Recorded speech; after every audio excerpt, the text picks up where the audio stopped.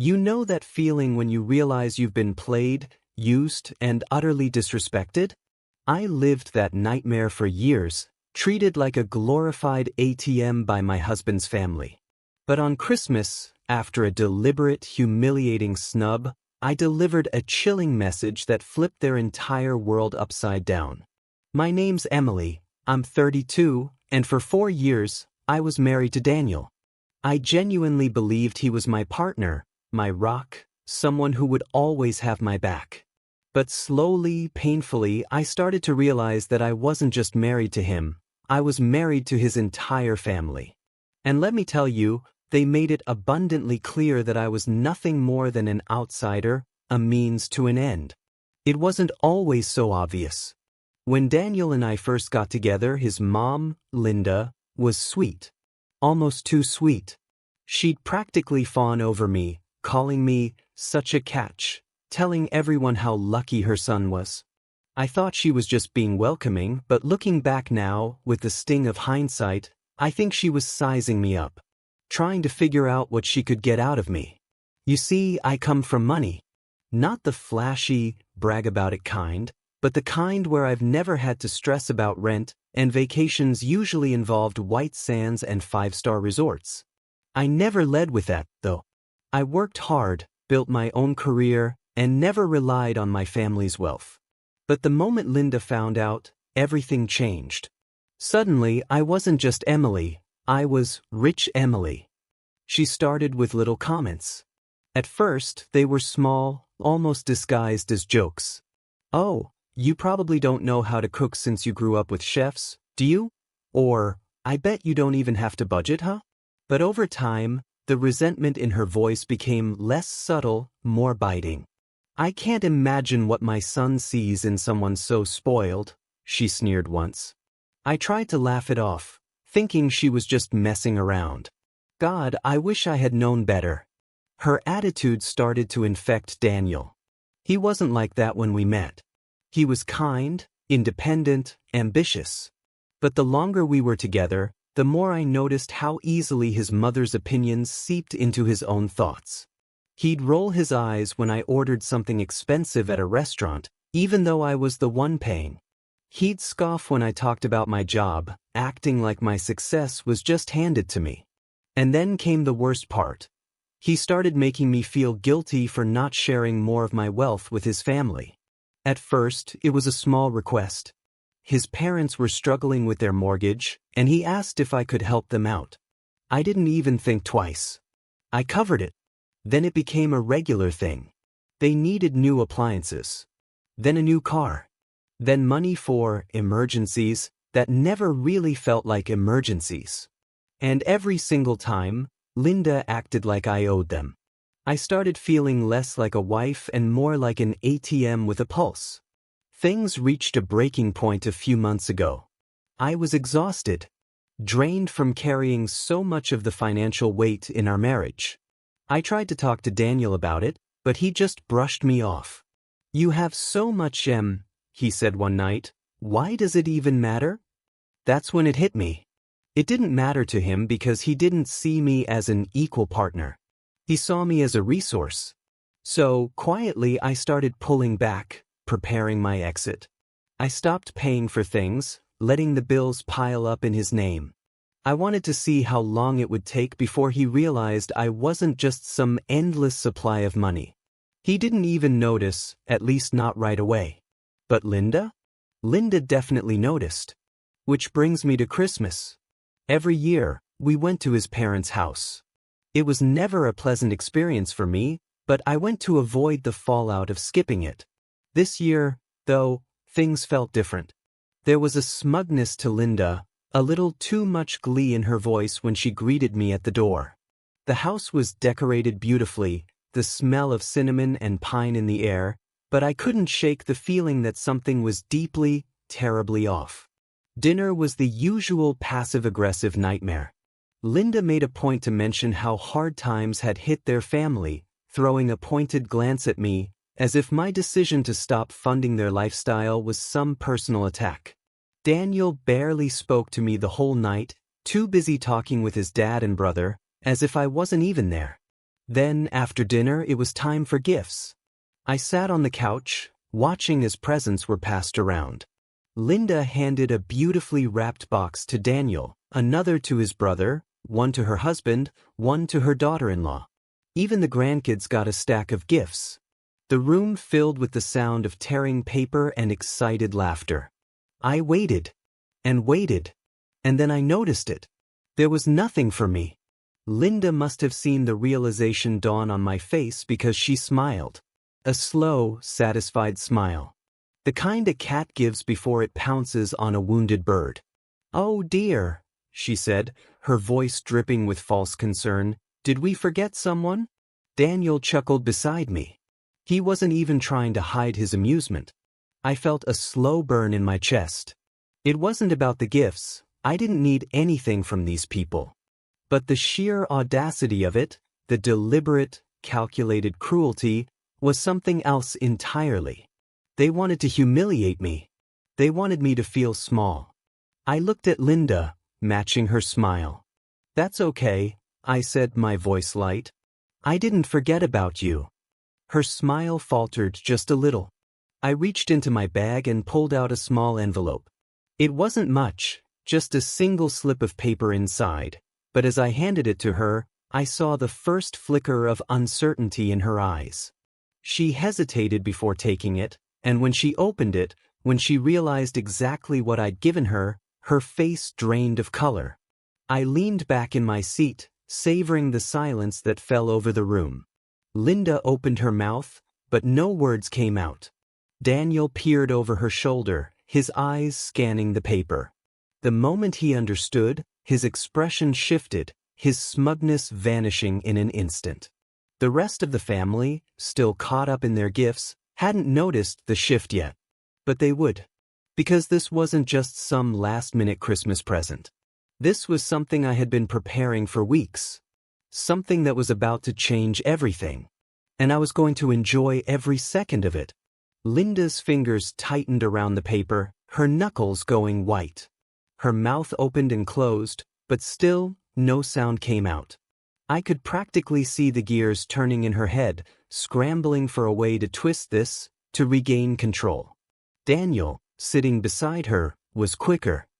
His head snapped toward me, his voice coming out in a harsh whisper. "Emily, what is this?" I just smiled, taking a slow sip from my glass.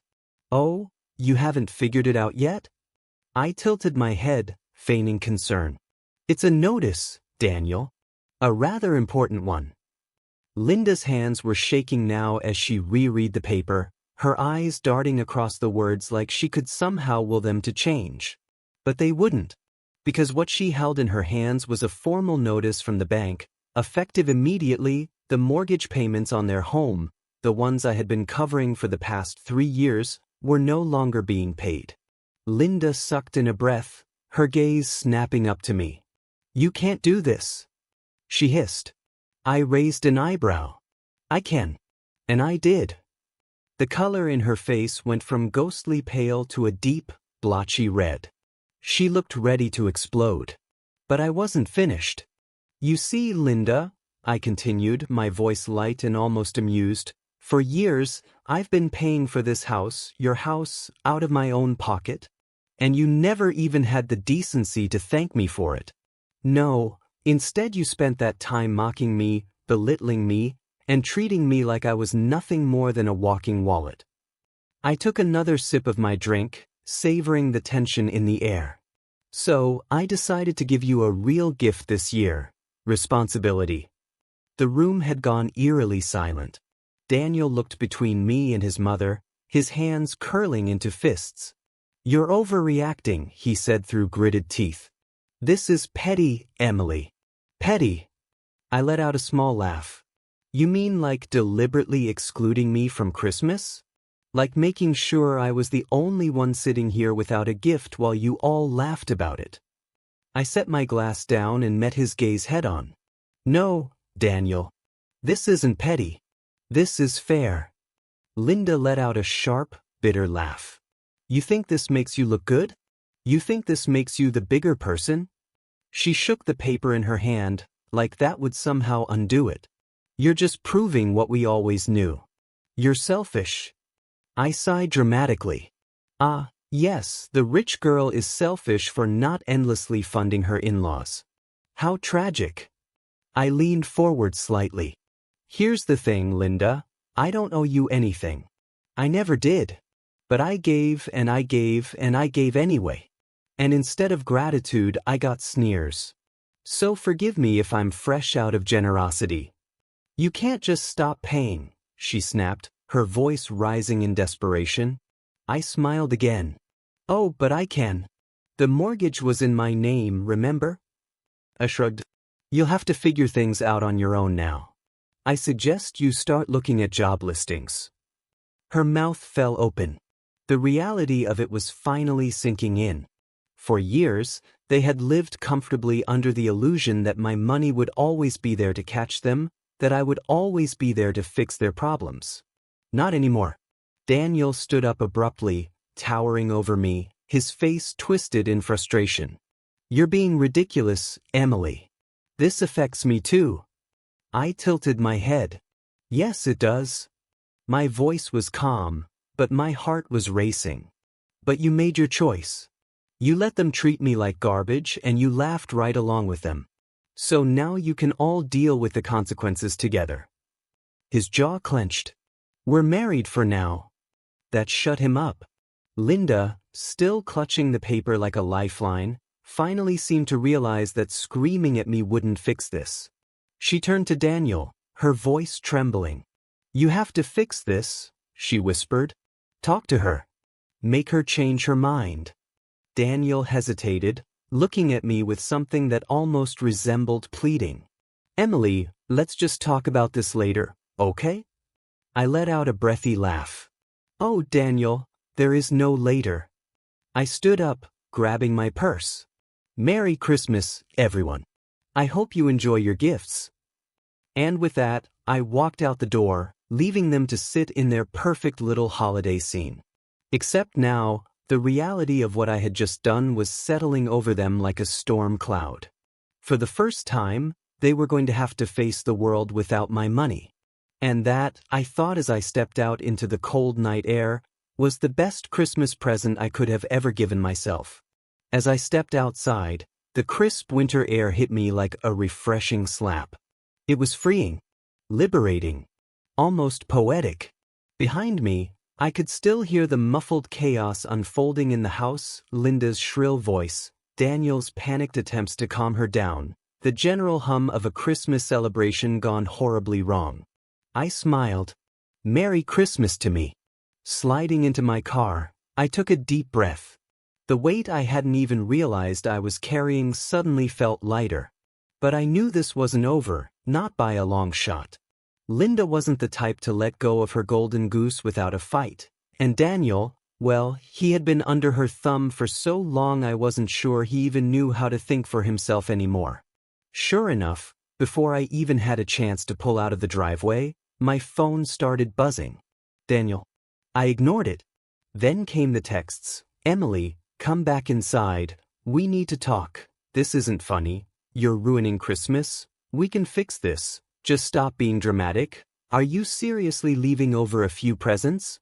I let out a short, humorless laugh. A few presents? That was rich. Before I could even put my car in drive, a shadow moved across my windshield.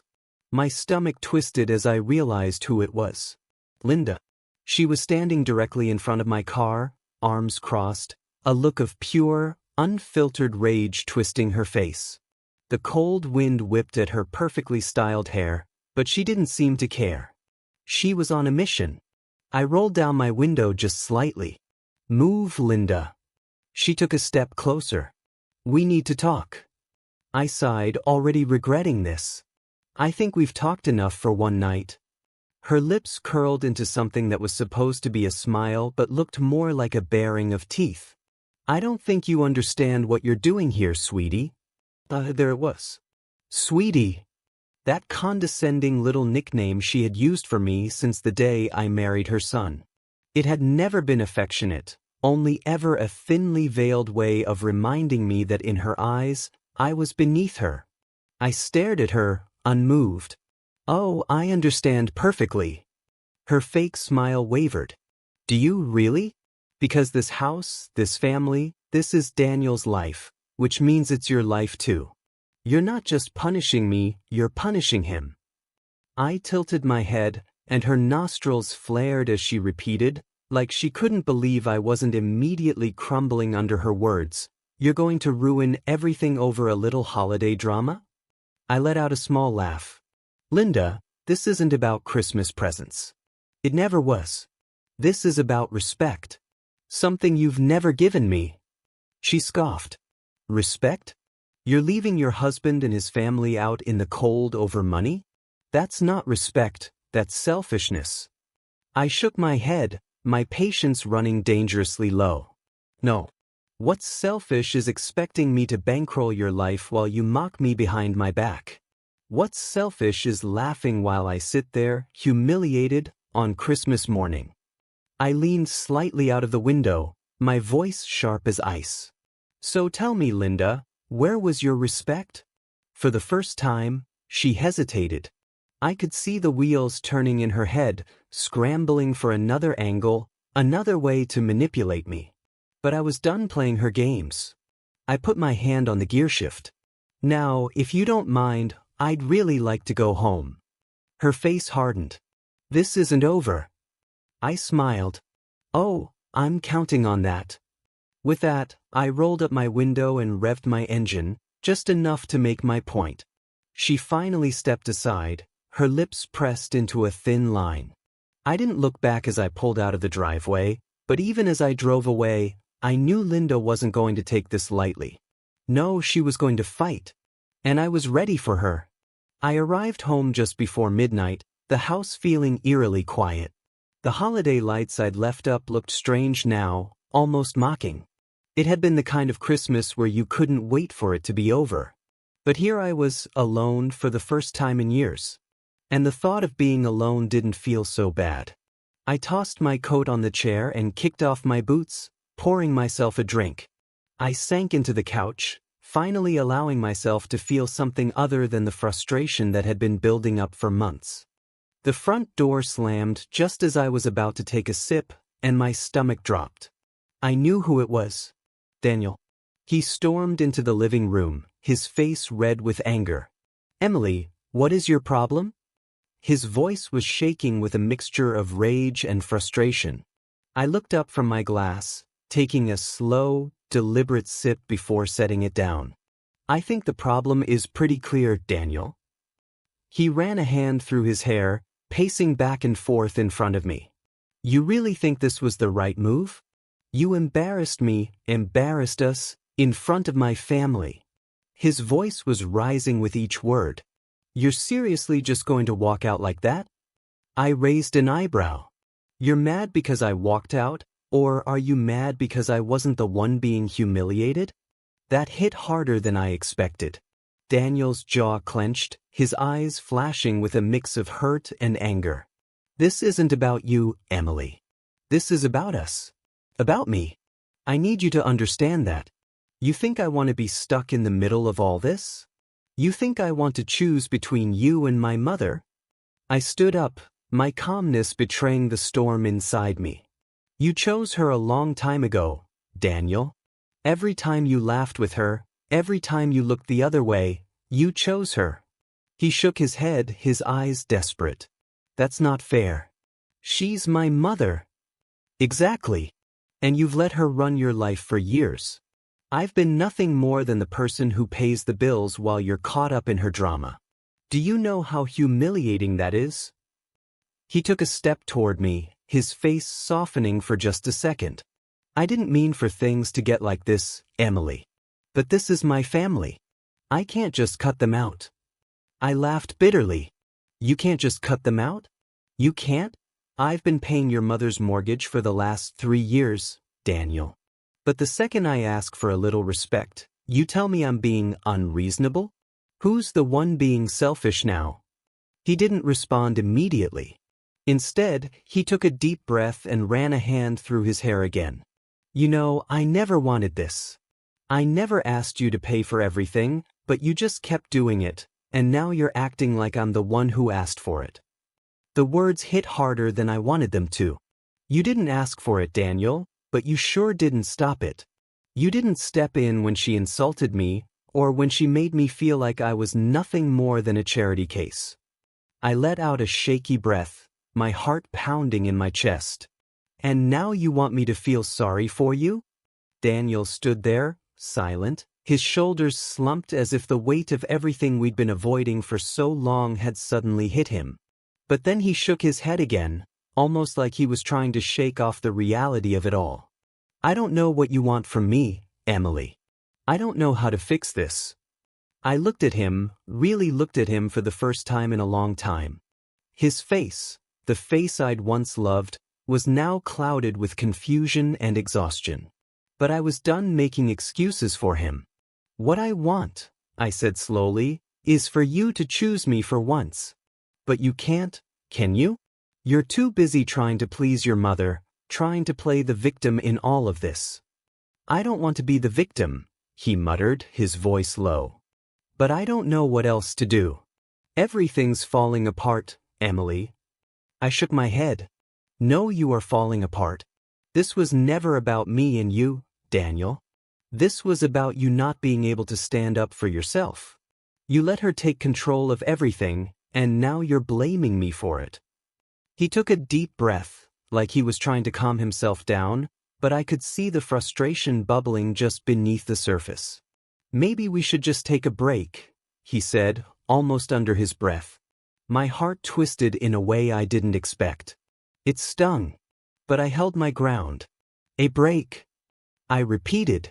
You think that's what we need? A break? I've been living in a constant state of break for years, Daniel. And now you're telling me we need more time apart to figure it out. Maybe we do, he shot back. Maybe I need space to breathe, to think. I let out a harsh laugh, stepping back. You know what?